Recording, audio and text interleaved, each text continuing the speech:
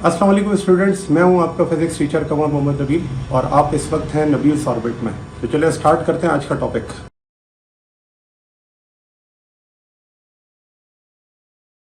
अच्छा, अब देखें, चैप्टर पे आते हैं और पहला टॉपिक इस पढ़ते हैं और इस टॉपिक का नाम है pressure exerted by gas molecules. देखें, जैसे मैंने अभी आपको बताया कि जब हम स्टैटिस्टिकल मैकेनिक्स पढ़ रहे होते हैं तो हम माइक्रो लेवल पे जाकर चीज़ों का क्या करते हैं, ऑब्जर्व करते हैं। अब यहाँ पर हमारे पास एक कंटेनर है, क्यूबिकल कंटेनर। और इसका नाम क्यूबिकल इसीलिए क्योंकि इसकी लेंथ और विड्थ और हाइट तीनों क्या है, सेम है। और लेने का रीजन भी यही है कि आगे डेरिवेशन में आपको हेल्प आउट करेगी, ठीक है, क्यूबिकल लेने से। अब इस क्यूबिकल को लेने का मतलब ये हुआ कि जब मैं इसका किसी भी साइड पर एरिया फाइंड आउट करता हूं तो वो एरिया यहां पर हर जगह पर क्या आएगा, एल मल्टीप्लाई बाय एल, और वो होगा एल स्क्वायर। ठीक है ना, किसी भी एक साइड का एरिया अगर मैं निकाल लूं इस कंटेनर का तो वो एरिया किसके बराबर होगा, एल स्क्वायर के। और इसी तरह से इस कंटेनर का अगर मैं वॉल्यूम निकालूं तो वो वॉल्यूम एल क्रॉस एल किसके बराबर होगा, एल क्यूब के। आगे हम इसको इस्तेमाल करेंगे तो इसलिए मैंने आपको पहले बता दिया कि हमारे पास एक क्यूबिकल कंटेनर है और उस कंटेनर के अंदर हमारे पास गैस मॉलिक्यूल्स हैं।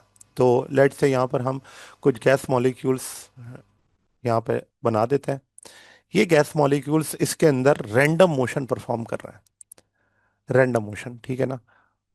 तो इनकी जो डायरेक्शन है वो एक्स एक्सिस में भी है, वाई एक्सिस में भी है, जेड एक्सिस में भी है।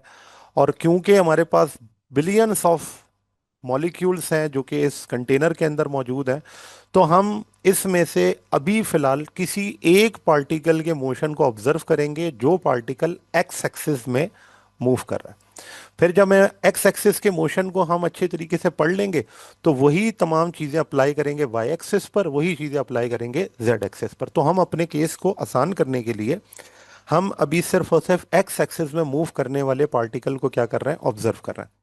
तो वो पार्टिकल क्या कर रहा है, वो जब मूव कर रहा है तो एक दूसरे को भी फोर्स लगा रहा है। और इस पार्टिकल का की जो फोर्स है वो इस कंटेनर की वॉल्स पर भी अप्लाई हो रही है।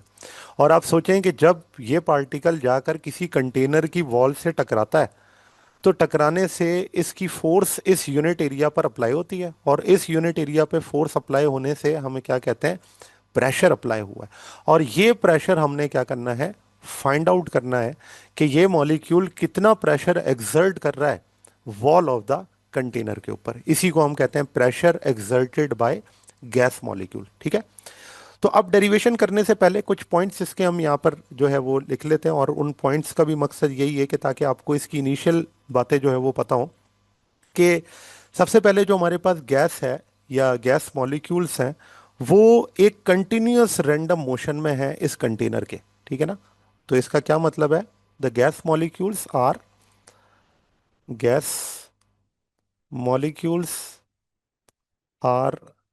इन स्टेट ऑफ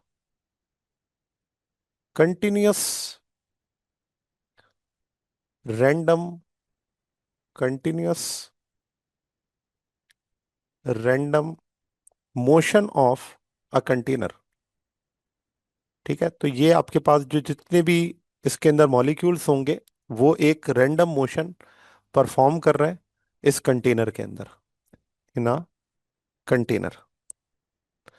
अच्छा, अब ये जब रैंडम मोशन परफॉर्म कर रहे हैं तो देखिए, रैंडम मोशन परफॉर्म करने का मतलब ही यही है कि ये एक दूसरे से भी टकराएंगे, ठीक है, और वॉल ऑफ द कंटेनर से भी टकराएंगे, ठीक है ना।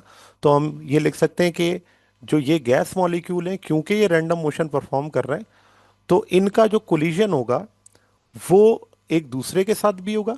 Gas molecules collide with each other as well as with the wall of the container, with each other as well as with the wall of container.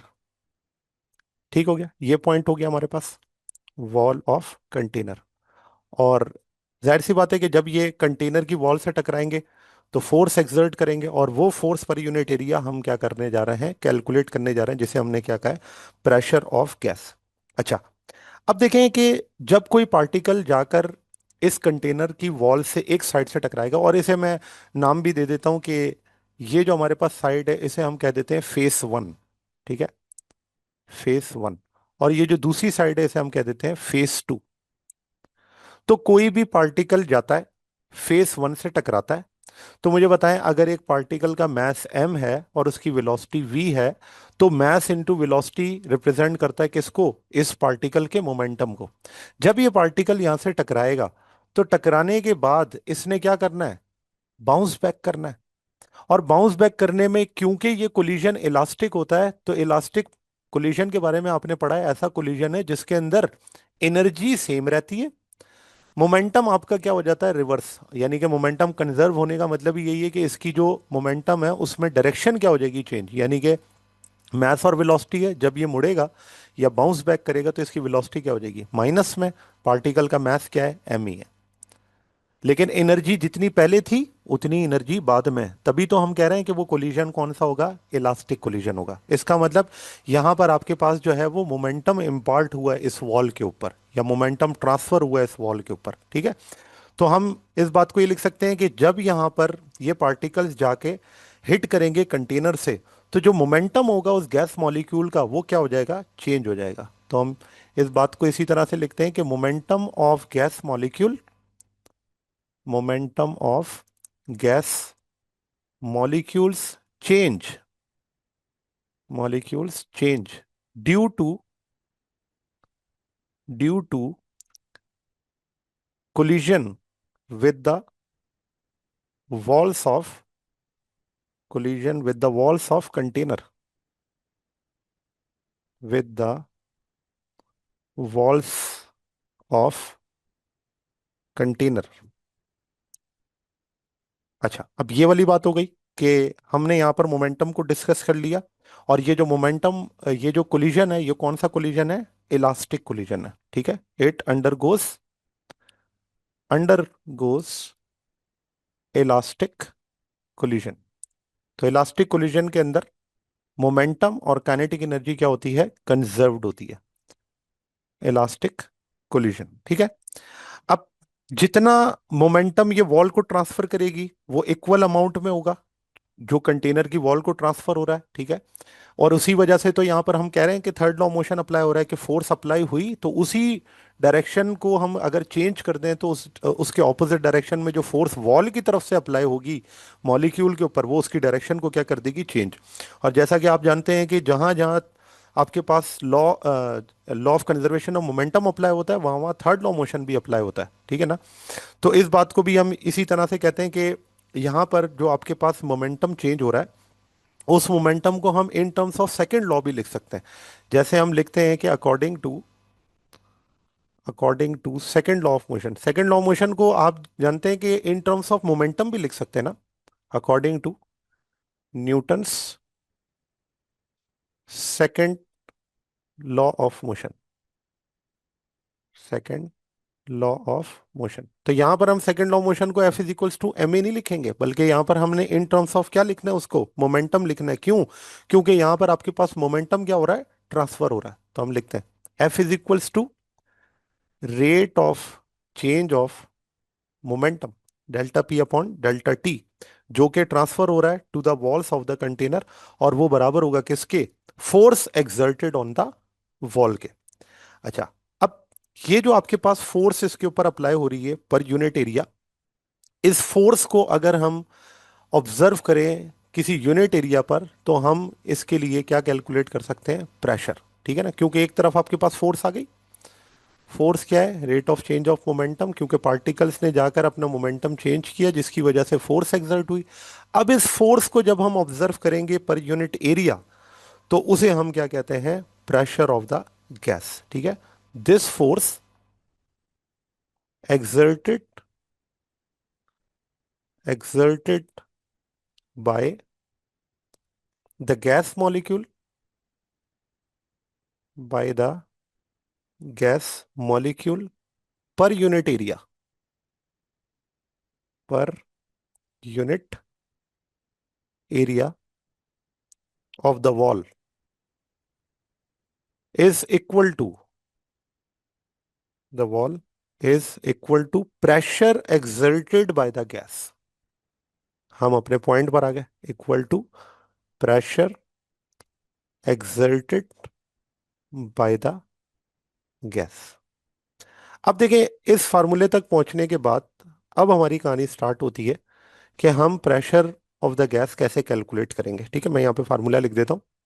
ये फार्मूला हो गया आपके पास, pressure is equals to force per unit area. अच्छा, अब जो force हमने ऊपर लिखी हुई, उस फोर्स को अगर यहाँ सब्सटीट्यूट कर दूं, कि हमारी जो फोर्स थी वो थी rate of change of momentum, delta P upon delta T. तो यहाँ पे मैं इस प्रेशर को फिर इस तरह से लिख सकता हूँ कि delta P upon delta T, और इसको हम इस तरह लिख सकते हैं ना, 1/A। ठीक है ना, एरिया को मैंने अलग लिख दिया और rate of change of momentum इस तरह से लिख दिया। ठीक है, तो अब हमारे पास क्या है कि हमें अगर rate of change of momentum पता हो, हमें अगर ये टाइम ऑफ कोलिजन के बारे में पता हो, तो हम फोर्स फाइंड आउट कर सकते हैं। और जब हमें फोर्स पता चल जाए, उसको हम एरिया से डिवाइड करें, तो हमारे पास क्या आ जाएगा, प्रेशर ऑफ द गैस। तो हमने इस डेरिवेशन के अंदर यही करना है। तो सबसे पहले हम क्या करेंगे, रेट ऑफ ये जो मोमेंटम का चेंज है जो कि इस वॉल के ऊपर अप्लाई हो रहा है, हम इस मोमेंटम को फाइंड आउट करेंगे। और फिर जब मोमेंटम हमें पता चल जाएगा, उसका टाइम ऑफ कोलिजन जो कि डेल्टा टी है, उसे हम फाइंड आउट करेंगे। दोनों को जब हम इसको डिवाइड करेंगे तो हमारे पास क्या आ जाएगी, फोर्स। जब हमारे पास फोर्स आ जाएगी, उसको हमने एक्स एक्सिस, वाई एक्सिस और जेड एक्सिस सबके लिए ऑब्जर्व करना है, एंड उसका एवरेज लेना। और उसके बाद जब हम प्रेशर के अंदर फार्मूले में पुट करेंगे तो हमें प्रेशर ऑफ द गैस पता चल जाएगा। ठीक है, तो अब हम इस करते हैं अपनी डेरिवेशन को स्टार्ट, और ये हम फार्मूला यहाँ पर लिख लेते हैं। ये आपके पास हो गया formula pressure of the gas का। ठीक है, और इसको हम इक्वेशन नंबर 1 का नाम दे देते हैं, क्योंकि आगे जाकर हमने इसको यूज करना है, इक्वेशन नंबर 1। अच्छा जी, अब आते हैं हम अपनी डेरिवेशन का जो स्टार्टिंग है वो ये है। देखिए, सबसे पहले तो ये है कि हम जिस गैस की यहाँ पर बात कर रहे हैं, जिसको हमने इस कंटेनर के अंदर भरा हुआ है, वो गैस कौन सी है। नॉर्मली हम जब अपनी स्टडीज कर रहे होते हैं किसी सिस्टम के बिहेवियर को पढ़ने के लिए, तो हम कौन सी गैस लेते हैं, आइडियल गैस। ठीक है, तो हमने यहाँ पर क्या किया, एक आइडियल गैस ले ली जिसमें बहुत सारे मॉलिक्यूल्स मौजूद हैं, consisting of N number of. और क्योंकि हमारे पास जो गैस मॉलिक्यूल्स हैं वो डिफरेंट डिफरेंट हो सकते हैं, तो हम यहाँ पे एज्यूम कर लेंगे कि क्योंकि गैस मॉलिक्यूल है, तो जितने भी आपके पास मॉलिक्यूल्स हैं वो आइडेंटिकल हैं, आइडेंटिकल मॉलिक्यूल्स। और वो सारे एक रैपिड और रैंडम मोशन के अंदर है, molecules in random motion contained in a cubical box, contained in a cubical box। और उन हर एक की जो साइड है, ईच ऑफ साइड एल, जो हर एक की जो साइड है वो किसके बराबर है, एल के बराबर है, जैसा कि आपको इसी डायग्राम के अंदर नजर आ रहा है। अब जो भी आपके पास मॉलिक्यूल्स हैं वो मूव कर रहे हैं with velocity v। The molecules move with velocity v। और इस वेलोसिटी को हम हर एक एक्सिस के लिए लेंगे। जैसे एक्स के अंदर मूव कर रहा है तो वी एक्स, अगर वाई में मूव कर रहा है तो वी वाई, और जेड में मूव कर रहा है तो वी जेड। तो the molecules of the gas are moving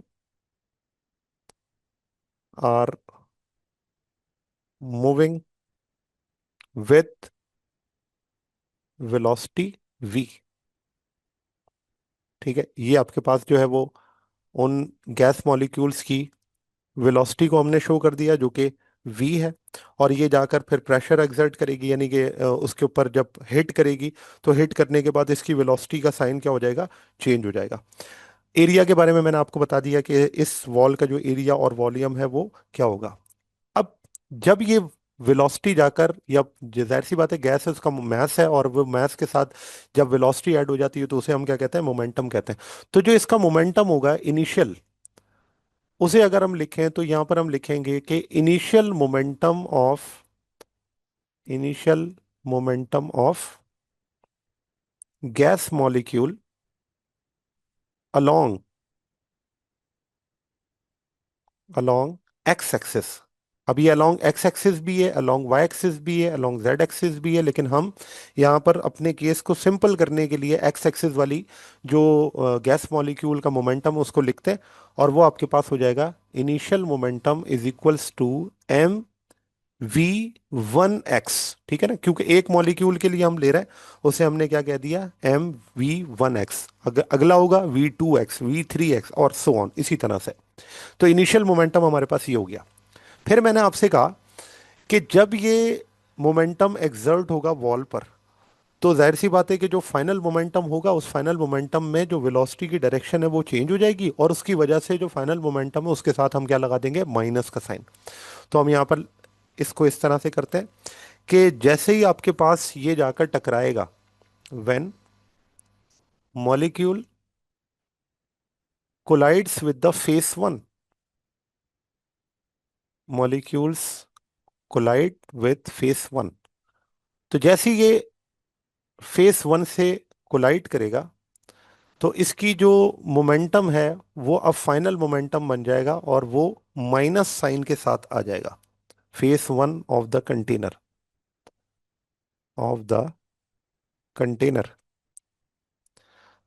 और क्योंकि ये आपके पास एक परफेक्टली इलास्टिक कोलिजन है, बाउंस बैक करेगा, तो आफ्टर कोलिजन फाइनल मोमेंटम,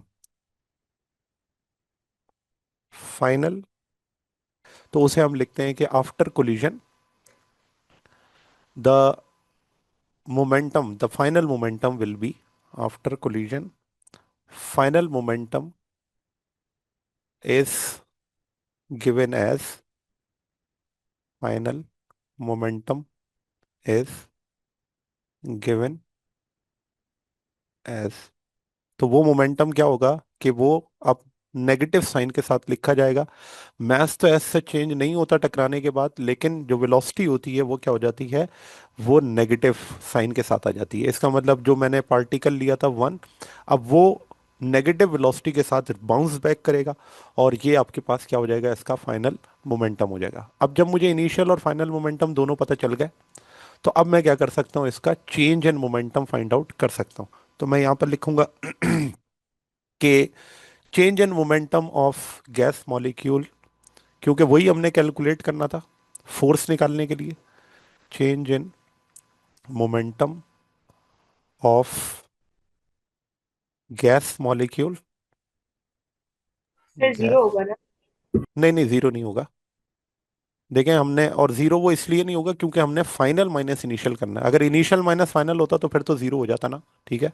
लेकिन हमने क्या करना है, फाइनल माइनस इनिशियल, तो वो लिखा जाएगा इस तरह से, delta P is equals to P F minus P I. ठीक है, तो ये हो गया डेल्टा पी। पी एफ की जगह पे हमने क्या लिखना है, minus M V one X, minus, और इनिशियल मोमेंटम किसके बराबर है, एम वी वन एक्स के। अब अगर आप देखें तो दोनों माइनस के साथ हैं, तो जब माइनस माइनस आपस में क्या करेंगे, एडअप हो जाएंगे ना। ये तो यही होता है, अगर एक प्लस होता और एक माइनस होता तो फिर हम कहते हैं कि ये दोनों एक दूसरे को कैंसिल आउट कर देंगे, लेकिन इस सिचुएशन में जो आपका चेंज इन मोमेंटम है वो कितना हो जाएगा, डबल हो जाएगा, और उसे हम क्या लिखेंगे, two M V one X. Minus का साइन इसलिए आ गया क्योंकि जब आप ऐड करेंगे तो दोनों टर्म में से दोनों के साथ ही माइनस का साइन है, तो हमने वही माइनस का साइन इसके साथ लगा दिया, ठीक है ना। अब इसका मतलब ये हुआ कि अगर हम इस चीज़ को देखें कि हमारे पास जो मोमेंटम का यहाँ फार्मूला बना है, ये डेल्टा पी हम कैलकुलेट करना चाहते थे, और ये हमारी रिक्वायरमेंट थी फोर्स कैलकुलेट करने के लिए, ठीक है ना। तो यहाँ पर हम ये कह देते हैं कि ये हमारे पास जो डेल्टा पी आया है ये हमें फोर्स निकालने के लिए रिक्वायर्ड था। अब यहाँ पे जो हमारे पास law of conservation of momentum है वो ये आपको कहता है कि जो मोमेंटम ट्रांसफर हो रहा है वॉल पे मॉलिक्यूल्स की तरफ से, वो एक्चुअली किसके बराबर है, वो two M V one X के बराबर है। क्योंकि माइनस का साइन तो सिर्फ इसी वजह से आया ना कि उस मॉलिक्यूल की डायरेक्शन चेंज हो गई थी, ठीक है। अच्छा, अब यहाँ पे ये है कि जब हम कहते हैं कि वो पार्टिकल जाके फेस वन से हिट करेगा और टकराने के बाद वापस आएगा किस पर, फेस टू पर, तो कितना वो डिस्टेंस कवर करेगा, क्योंकि अब हमने क्या निकालना है, डेल्टा टी। मैंने आपसे कहा था कि हम डेल्टा पी निकालने के बाद, जो कि चेंज इन मोमेंटम है, उसके बाद टाइम ऑफ कोलिजन, यानी कि ये कितनी देर में गया और वापस आया। तो इस चीज को मैं डायग्राम के जरिए आपको दोबारा बता देता हूँ। देखो, ये मेरे पास वो पार्टिकल है जो कि फेस 2 से स्टार्ट हुआ और कहाँ पहुंचा, फेस 1 पर। तो ये फेस 2 से फेस 1 तक कितना डिस्टेंस कवर करेगा, एल। और फिर जब ये बाउंस बैक करेगा, बाउंस बैक करने के बाद वापस आएगा, तो फेस 2 तक पहुंचने में ये टोटल डिस्टेंस कितना कवर कर लेगा, तो जाने का डिस्टेंस एल, वापस का डिस्टेंस एल, तो टोटल डिस्टेंस कितना हो जाएगा, 2L। इसका मतलब ये फेस 2 से फेस 1 और फेस 1 से वापस फेस 2 तक जाने में जो टोटल डिस्टेंस कवर करेगा, वो डिस्टेंस किसके बराबर होगा, 2L के। ठीक है। तो इस चीज को हम यहां पर इसी तरह से लिखते हैं कि अगर मैंने सर, यहां से, जी जी बोला। लेकिन गैस पार्टिकल्स तो ब्राउनियन मोशन में, हम सीधा लीनियर तो नहीं हो सकता ना। हाँ, लेकिन हम तो एक्स एक्सेस के मोशन को स्टडी कर रहे हैं ना। मैंने आपसे कहा था कि रैंडम मोशन है, तो हमने किसी एक गैस मॉलिक्यूल को ऑब्जर्व करना है जो कि एक्स डायरेक्शन में मूव कर रहा है। तो जब इतने सारे पार्टिकल हैं, कोई ना कोई तो होगा ना जो एक्स एक्स डायरेक्शन में भी मोशन परफॉर्म कर रहा होगा। इसी चीज को तो स्टैटिस्टिकल कह रहे हैं। Yes sir, yes sir. सही है ना भाई, स्टैटिस्टिकल क्यों कह रहे थे हम, यही तो है प्रोबेबिलिटी। देखें, ये भी तो हो सकता है कि हमारे पास जो पार्टिकल है वो मोशन ही सिर्फ और सिर्फ दो फेसेस के दरमियान करता हो। वो फेस यही है कि एक आपके पास फेस 1 है, ठीक है, और दूसरा आपके पास फेस 2 है। तो यही तो आपके पास प्रोबेबिलिटी है कि हो सकता है इन बहुत सारे जो इनफाइनाइट नंबर ऑफ पार्टिकल्स हैं, उन पार्टिकल में से एक पार्टिकल ऐसा हो जो सिर्फ और सिर्फ इस दो फेसेस के दरमियान में ही अपना क्या करता हो, मोशन परफॉर्म करता हो। यही तो रैंडमाइजेशन है। ठीक है। अच्छा, यस। तो अब इसका मतलब ये हुआ कि जब हम इसकी कोलिजन की बात करेंगे, कि ये आपके पास जो पार्टिकल है वो कोलाइड करेगा after colliding with face 1, after colliding with phase 1, phase 1, the molecule travels, the molecule travels opposite to phase 2, opposite phase 2। और इस पूरे जर्नी के अंदर, and in this motion, it covers, it covers distance 2L, distance 2L। ठीक है, ये distance उसने क्या किया, कवर किया। एंड जिस वेलोसिटी से मूव वो कर रहा था, वो वेलोसिटी आपके पास क्या थी, v1x। And the velocity is v1x। अब आप देखो कि अगर आपको डिस्टेंस के बारे में पता चल गया, वेलोसिटी के बारे में पता चल गया, तो क्या अब हम टाइम फाइंड आउट नहीं कर सकते। तो अब हम क्या करेंगे, इसके अंदर टाइम को फाइंड आउट कर लेंगे। किस तरह से, कि v आपके पास अगर बराबर है d/t के, ठीक है ना, ये आपके पास टाइम है। तो इस टाइम को अगर मैंने फाइंड आउट करना है, तो ये टाइम बराबर होगा किसके, d/v के। तो जो भी आपके पास डिस्टेंस है वो किसके बराबर है, 2L के। और जो वेलोसिटी है जिस पार्टिकल की जिससे वो मूव कर रहा था, वो वेलोसिटी क्या है, v1x। इसका मतलब ये हुआ, अब मेरे पास डेल्टा टी की वैल्यू भी आ गई। और वो डेल्टा टी की वैल्यू इस केस में बराबर है 2L/v1x के। ठीक है। तो हमने क्या किया, चेंज इन मोमेंटम निकाल लिया, और फिर हमने यहां से डेल्टा टी को भी फाइंड आउट कर लिया। तो अब जो आपके पास rate of change of momentum हो गया इस गैस मॉलिक्यूल का अलोंग एक्स एक्सिस, वो क्या हो गया। तो अब हम यहां पर लिख लेते हैं कि the rate of change of momentum, और rate of change of momentum किसके बराबर होता है, फोर्स के। The rate of change of momentum of gas molecule, of gas molecule is given as, अब यहां पे अगर आप देखें तो मैं इस तरह लिख देता हूं, delta P upon delta T. ये जो delta P upon delta T है, इसमें डेल्टा पी की वैल्यू हमने क्या निकाली हुई है, -2m v1x divided by delta T की वैल्यू क्या है, 2l डिवाइडेड बाय v1x। ठीक है। अब अगर आप देखें, ये 2 और ये 2 एक दूसरे को डिवाइड कर रहे हैं, तो इसका मतलब ये हो जाएंगे कैंसिल आउट। ठीक है।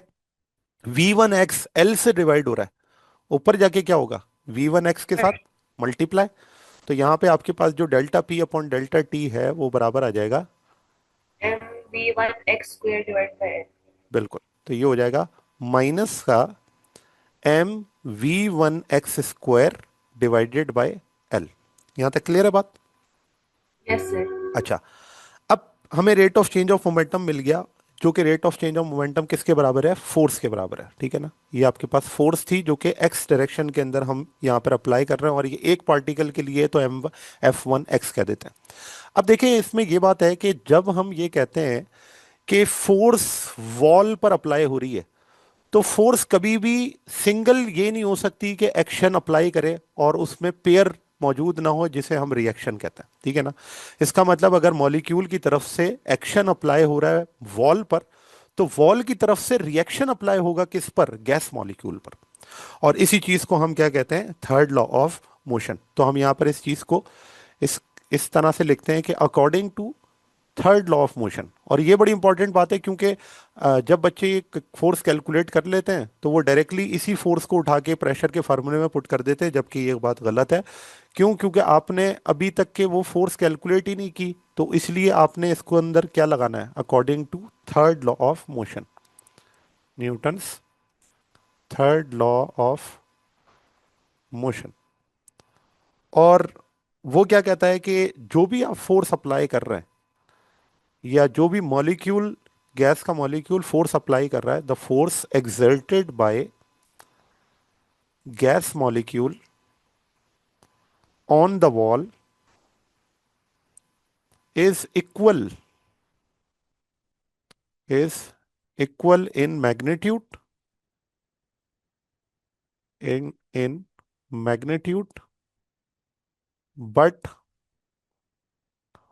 Opposite in direction, opposite in direction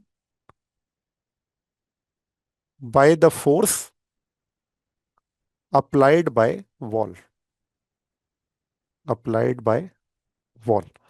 अब देखो, जो हमने ऊपर इक्वेशन लिखी है, उस इक्वेशन को अब हम इसी तरह से लिख सकते हैं कि मेरे पास जो फोर्स है, उस फोर्स को अब मैं फाइनली इस तरह से लिखूंगा कि F1x इज इक्वल्स टू, तो हम इसी तरह से लिखते हैं ना कि ये आपके पास F1x है, इसे मैं F1x लिख देता हूं। तो दोनों फोर्सेस क्या हैं, इक्वल हैं मैग्नीट्यूड में, लेकिन आपको ये माइनस साइन यहाँ पे नजर आ रहा है, और वो यही शो कर रहा है कि डायरेक्शन दूसरी की क्या है, ऑपोजिट है। ठीक है ना।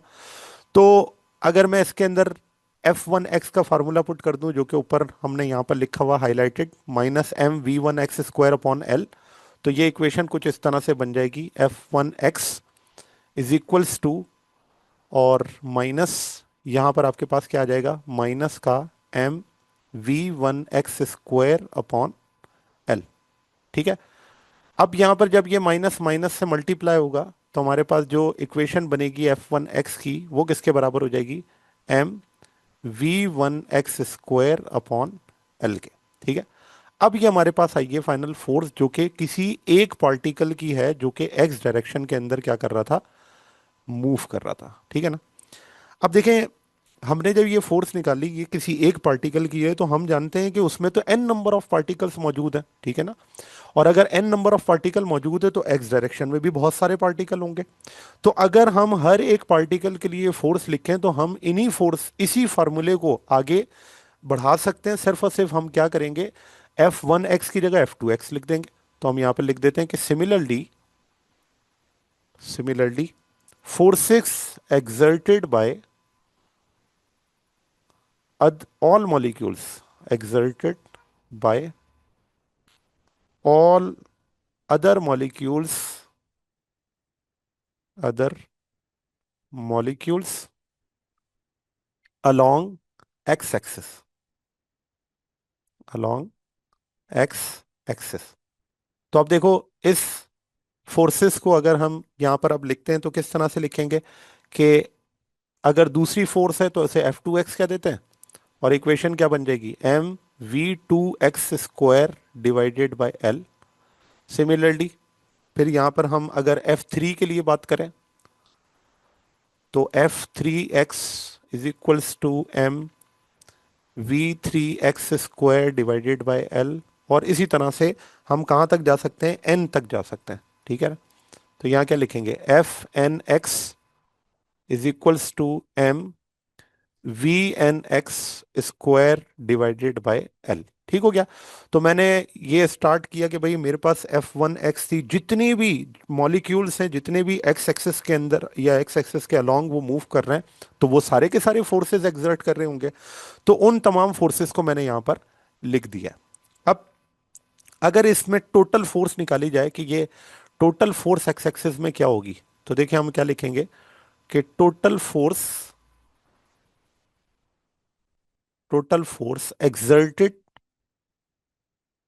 exerted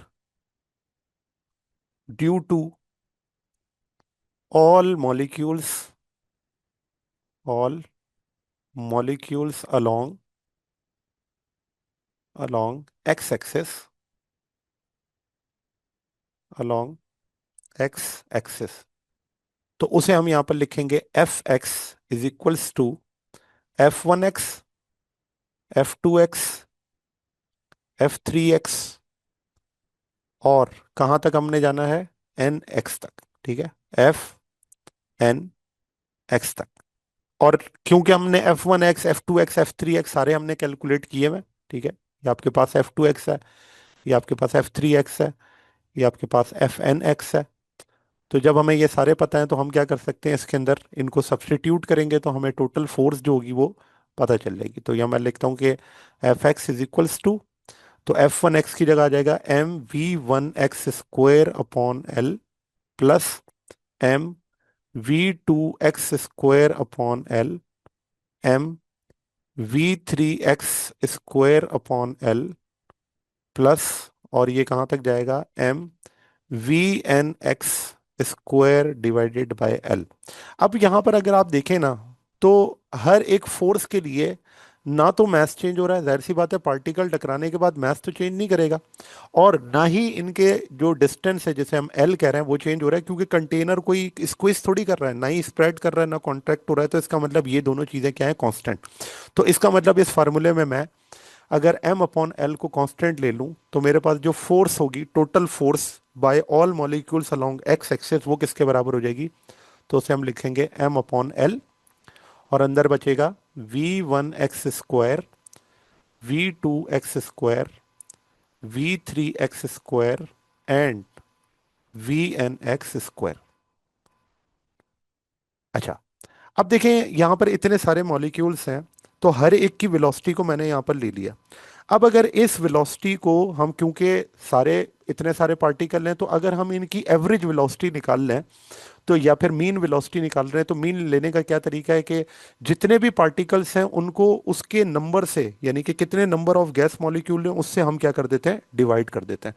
तो हम यहां पर इसी तरह से लिखते हैं कि multiplying and dividing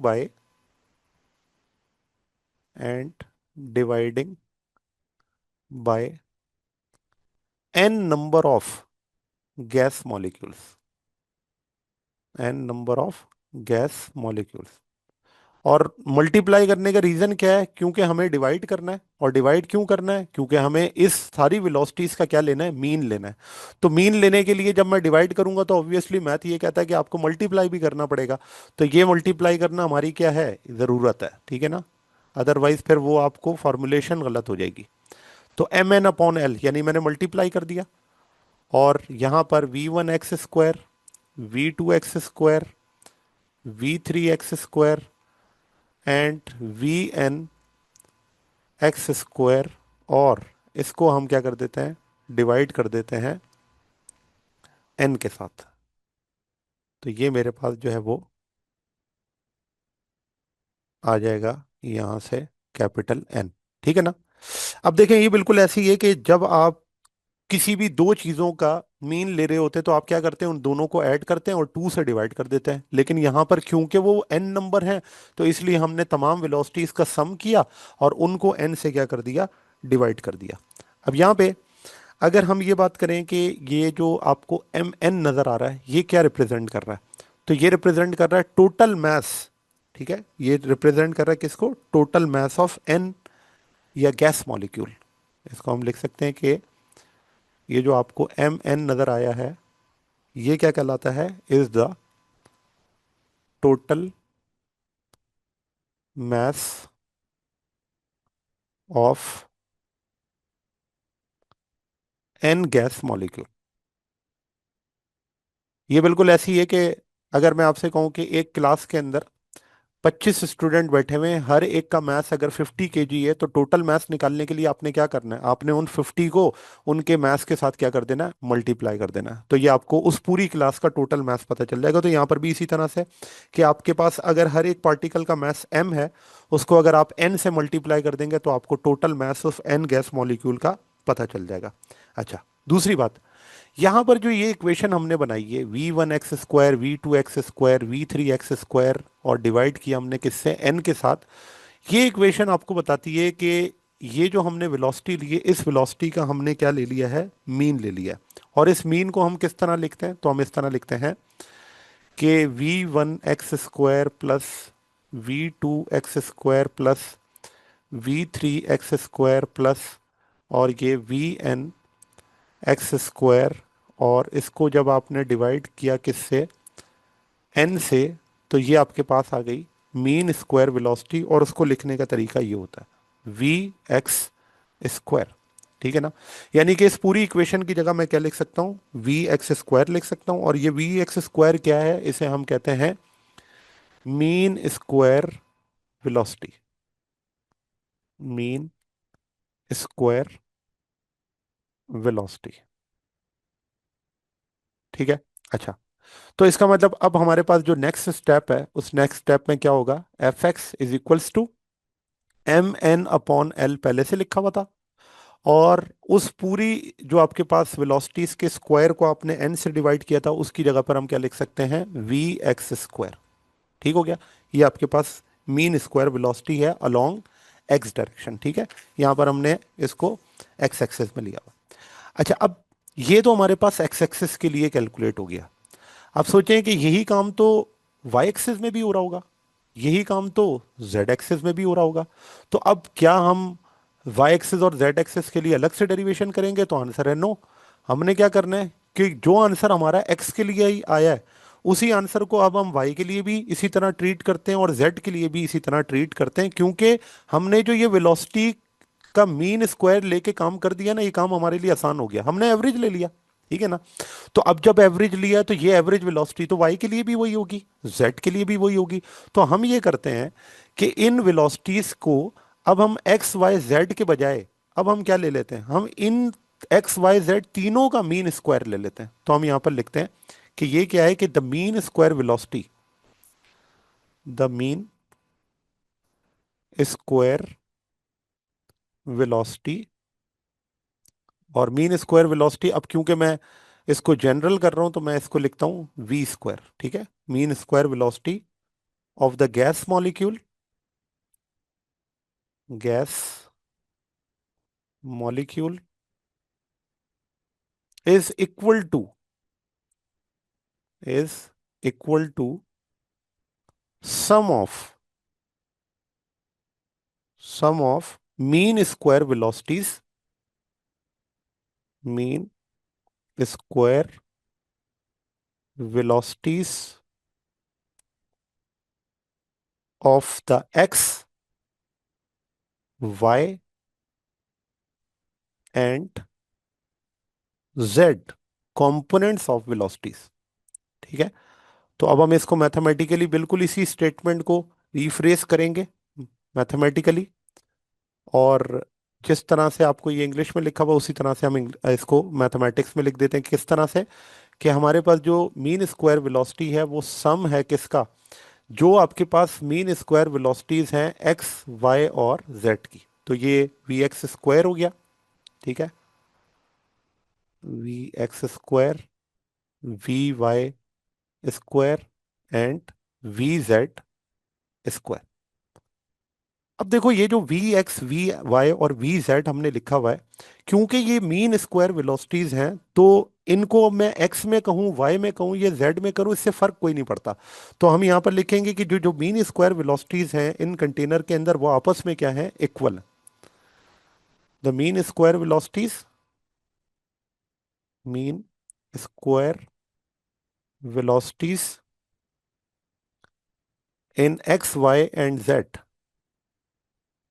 in X Y and Z are equal in magnitude.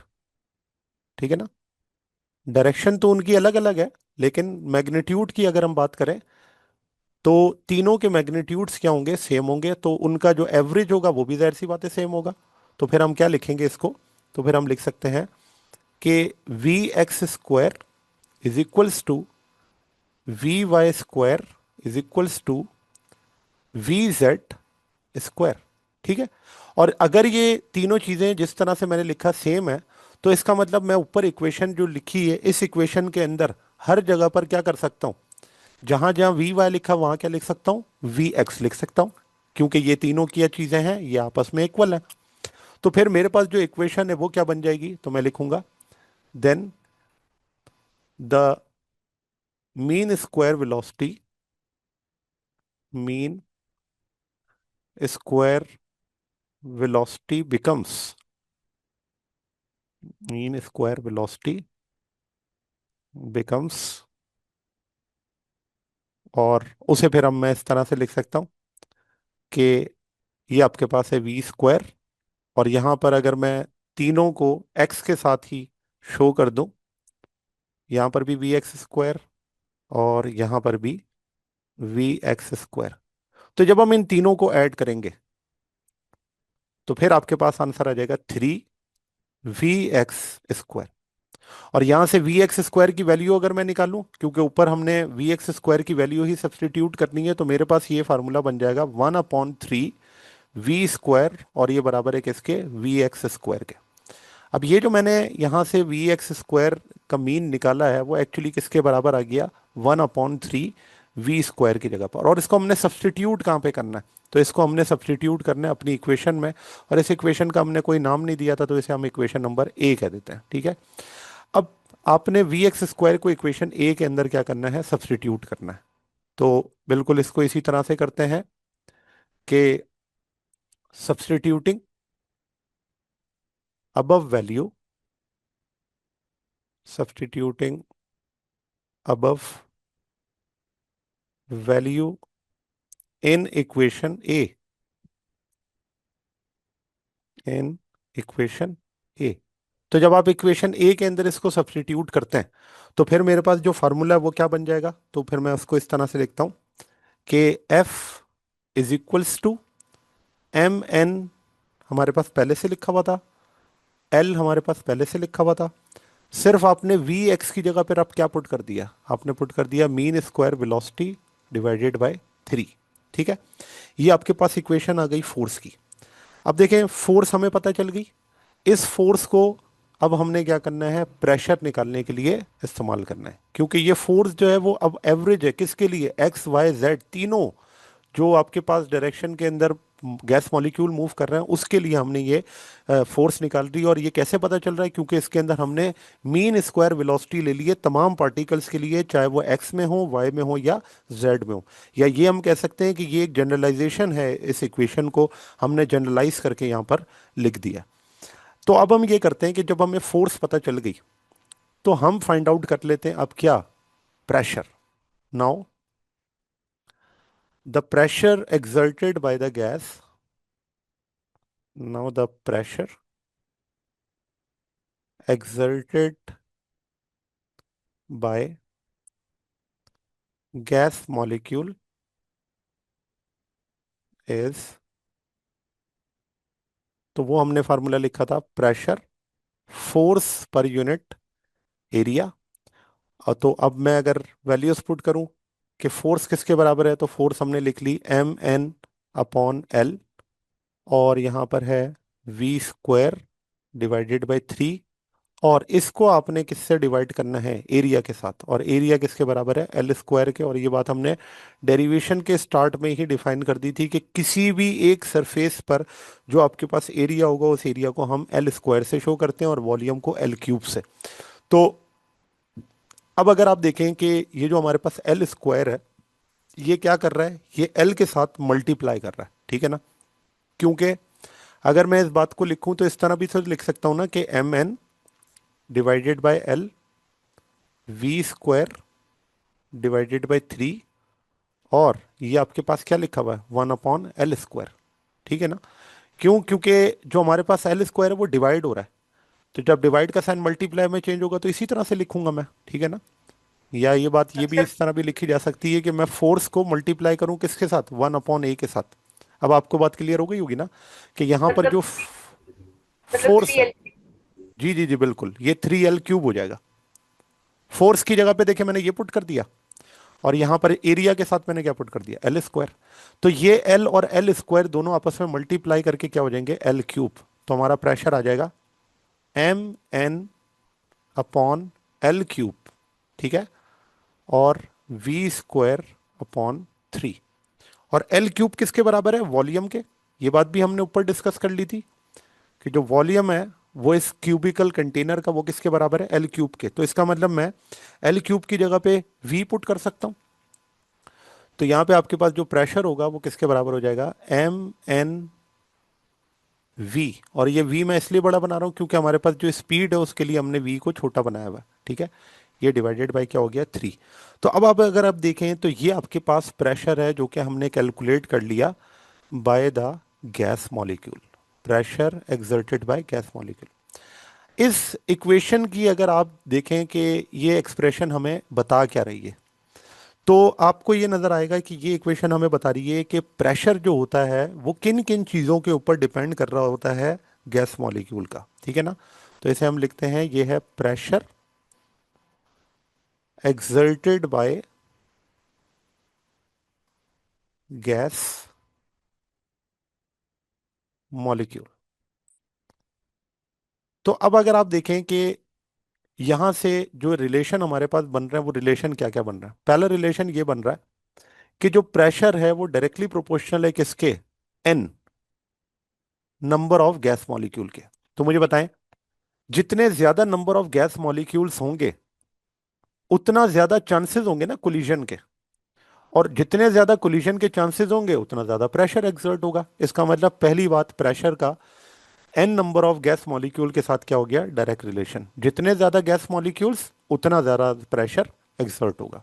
दूसरी बात, pressure is inversely proportional to volume. और ये आपको रिप्रेजेंट ये कर रहा है कि जब आपके पास वॉल्यूम डिक्रीज होगा तो जो पार्टिकल की कोलिजन की प्रोबेबिलिटी है वो बढ़ जाएगी, और फिर पार्टिकल ज्यादा कोलाइड करेंगे। इसको मैं आपको यहाँ पर ड्रॉ करके बता देता हूँ कि लेट से मेरे पास जो एक कंटेनर है वो कंटेनर का वॉल्यूम ये है, ठीक है ना। और इसको हम यहाँ पर पिस्टन के जरिए शो कर लेते हैं कि लेट से मेरे पास पहले जो पिस्टन है वो इस पोजीशन पर मौजूद है, और इस पिस्टन की इस पोजीशन पर मेरे पास जो वॉल्यूम है वो वॉल्यूम ये है, ठीक है। इस वॉल्यूम को मैं इनिशियल वॉल्यूम कह देता हूँ। तो यहाँ पे आपके पास ये गैस मॉलिक्यूल्स हैं, और ये gas molecules random motion perform कर रहे हैं, एक दूसरे को भी कोलाइड कर रहे हैं और वॉल के साथ भी कोलाइड कर रहे हैं, ठीक है। अब यही कंटेनर अगर अपने वॉल्यूम को कम कर लेता है, पिस्टन को हम यहाँ पर क्या करते हैं कि प्रेस करते हैं, और तो वॉल्यूम क्या हो जाएगा, डिक्रीज। तो लेट से अब मेरे पास जो पिस्टन है वो इस पोजीशन पे आ गया, ये इसका हो गया फाइनल वॉल्यूम। तो आपको नजर आ रहा है कि वॉल्यूम यहाँ पे क्या कर गया, डिक्रीज कर गया। तो मुझे बताएं, वही सारे गैस मॉलिक्यूल जब छोटी स्पेस में आ जाएंगे तो इनका कोलिजन एक दूसरे के साथ और इंक्रीज हो जाएगा, कंटेनर के साथ भी इंक्रीज होगा। तो इसका मतलब प्रेशर क्या होगा, ज्यादा एक्सर्ट करेगा, ठीक हो गया ना। पॉइंट्स में। जी बिल्कुल ऐसे ही है कि प्रेशर वॉल्यूम का इनवर्स रिलेशन है, टेम्परेचर यहाँ पे कांस्टेंट है, तो ये रिलेशन यही शो कर रहा है कि वॉल्यूम कम है तो प्रेशर क्या है, ज्यादा है। तीसरी बात, प्रेशर डायरेक्टली प्रोपोर्शनल है मीन स्क्वायर स्पीड्स पे। तो जितनी ज्यादा आपके पास पार्टिकल की वेलोसिटी होगी, और ये वेलोसिटी एक्चुअली रिप्रेजेंट, या ये स्पीड रिप्रेजेंट किसको कर रही है? काइनेटिक एनर्जी को। आगे जाके हम इसको अभी काइनेटिक एनर्जी में कन्वर्ट करेंगे। तो आपको ये नजर आ रहा है कि जितनी ज्यादा हम काइनेटिक एनर्जी इस पार्टिकल्स की बढ़ाएंगे, उतना ज्यादा आपके पास उस मॉलिक्यूल का प्रेशर एक्सर्ट होगा किसके ऊपर? आपके कंटेनर के ऊपर, ठीक है ना। क्योंकि अगर आप देखें तो काइनेटिक एनर्जी डिपेंड किस पे ऊपर करती है? स्क्वायर ऑफ स्पीड के ऊपर, ठीक है ना। तो स्पीड जितनी ज्यादा उतनी काइनेटिक एनर्जी ज्यादा, उतना ज्यादा आपके पास क्या है? प्रेशर, ठीक है। तो ये तीन बातें हैं जो कि इस प्रेशर के फार्मूले से हम निकाल सकते हैं कि प्रेशर किन किन चीजों के ऊपर डिपेंड करेगा। तो अब यहां पर आगे हम, अब प्रेशर को डिफरेंट फॉर्म्स में हमने क्या करना है? कन्वर्ट करना है, ठीक है ना। तो सबसे पहले हम यहां पर पढ़ेंगे कि प्रेशर को इन terms of translational kinetic energy of gas molecule हम कैसे लिख सकते हैं। तो ड्राइव हमने इक्वेशन कर ली है, सिर्फ अब क्या कर रहे हैं? फॉर्म्स चेंज कर रहे हैं, ताकि हमें जो रिलेशंस अभी आपको बताया ना स्क्वायर ऑफ स्पीड का, तो इस रिलेशन को इन टर्म्स ऑफ काइनेटिक एनर्जी हम किस तरह से देख सकते हैं। तो इस चीज को हम यहां पे ड्राइव कर लेते हैं कि pressure in terms of average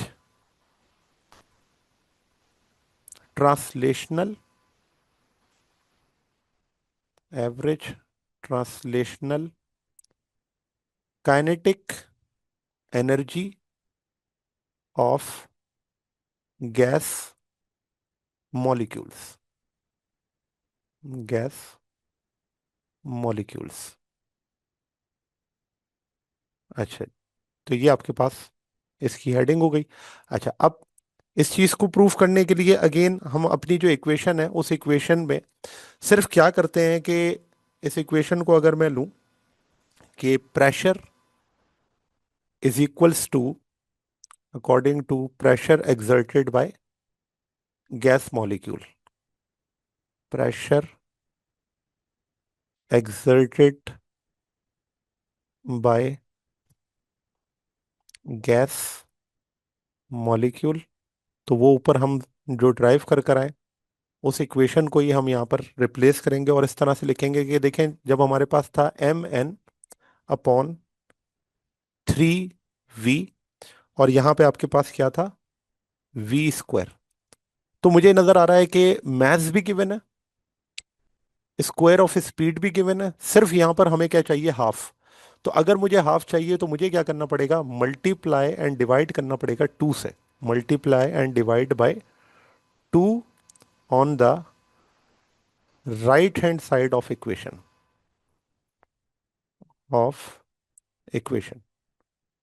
तो जब हम ये काम करते हैं तो आपके पास जो इक्वेशन है वो ये बन जाएगी, pressure is equals to 2n divided by 3v, और ये आपके पास क्या हो गया? हाफ mv स्क्वायर, ठीक है। तो अब अगर आप देखें तो यहाँ पे आपके पास जो इक्वेशन बन गई है, ये इक्वेशन एक्चुअली किसकी है?